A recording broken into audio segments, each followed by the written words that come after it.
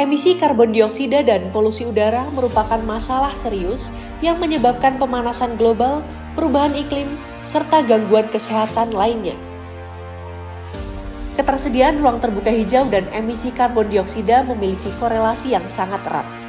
Data World Economic Forum menunjukkan kota dengan ketersediaan ruang terbuka hijau kurang dari 30% cenderung memiliki emisi karbon dioksida 2 kali lipat lebih tinggi dibandingkan dengan kota-kota yang memiliki ruang terbuka hijau yang memadai. Berdasarkan data IEA, International Energy Agency di wilayah urban, sebagian besar emisi karbon dioksida dihasilkan oleh sektor transportasi sebanyak 30%. Angka ini diproyeksikan meningkat seiring dengan mobilitas masyarakat yang meningkatkan penggunaan kendaraan untuk transportasi. Upaya pengurangan emisi sektor transportasi sulit dilakukan karena berhubungan langsung dengan roda perekonomian masyarakat serta sumber emisi yang tidak terpusat. Maka dari itu, pohon memegang peranan penting dalam carbon capture di wilayah urban. Namun sayangnya, ketersediaan ruang terbuka hijau di wilayah urban semakin menurun. Sebagai contoh, di wilayah kota Jakarta yang mengalami penurunan RTH sebanyak 47% dalam 20 tahun terakhir. Artinya, kita tidak dapat mengandalkan penambahan ruang terbuka hijau di kota-kota besar yang memang berkorelasi dengan mahalnya harga tanah. Berdasarkan laporan Global Carbon Project, hanya sebanyak 32% yang dapat diserap oleh tanaman, 26% diserap oleh lautan, dan dengan persentase yang sangat kecil, kurang dari 1% bahkan mendekati 0, diserap oleh teknologi carbon capture. Sisanya sebanyak 42% dilepaskan kembali ke atmosfer. Sejatinya, alam telah menyediakan alternatif carbon capture dengan makhluk berukuran mikron, yaitu mikroalga. Mikroalga adalah organisme berukuran kecil yang dapat hidup di habitat perairan di seluruh permukaan bumi, dari yang paling dingin sampai yang paling panas, dari daerah lepas pantai hingga gunung berapi. Indonesia adalah merupakan hotspot biodiversitas mikroalga dunia karena kita tetap di daerah tropis di mana adalah tempat yang ideal untuk tumbuh mikroalga di dunia. Di UGM, mikroalga yang sekarang ini kita kembangkan yaitu spirulina. Itu adalah mikroalga yang memang paling banyak dikembangkan di dunia. 60% produksi mikroalga dunia adalah spirulina. Kemudian yang kedua adalah Euglena. Ini adalah kita ambil dari sekitar Yogyakarta, dan ini juga merupakan mikroalga yang punya potensi yang luar biasa, namun belum banyak orang memanfaatkannya. Kemudian yang ketiga adalah Chlorella, ya, yang juga merupakan mikroalga yang populer di dunia, itu juga kami kembangkan. Dari ketiga jenis tersebut, kita juga uji cobakan ya untuk menyerap karbon dioksida dari udara. Nah, ya saya kira penggunaan mikroalga untuk mengolah limbah dan menangkap CO2 adalah salah satu prospek ke depannya.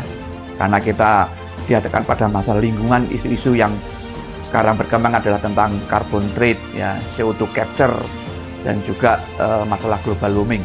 Itu akan menjadi topik yang akan kita lakukan pada periode-periode depannya. Untuk itu kami mengembangkan penyerapan CO2 secara alamiah menggunakan mikroalga. Kenapa mikroalga? Karena mikroalga mempunyai kemampuan menyerap CO2 25-30 kali dibandingkan tanaman terestrial. Dan kami mempunyai dua inovasi produk pohon cair mikroalga berupa Algerium seperti yang kita lihat di belakang ini dan Algae3.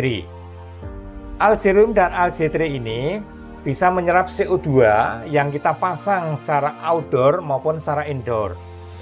Pemasangan outdoor bisa dilakukan di fasilitas publik yang di sana tidak memungkinkan tumbuhnya tanaman-tanaman.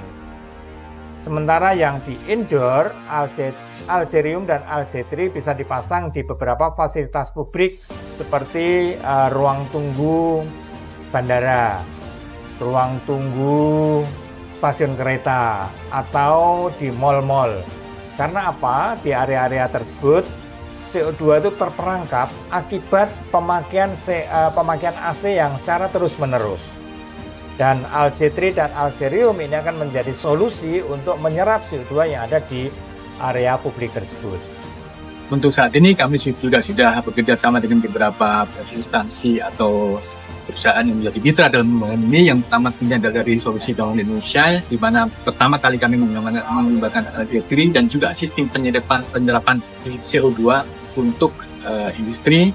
Kemudian juga dari sisi kultivasinya kami juga melakukan kerjasama dengan Indoalgae Aquaculture. Kami bekerjasama dengan SDI Pertamina untuk mengembangkan biofuel dan biomasa mikroalga ini, dan juga dengan Agro Cosmetics Indonesia untuk melakukan pengembangan kosmetik maupun pembersih. Alternatif ini merupakan salah satu pendekatan paling berkelanjutan.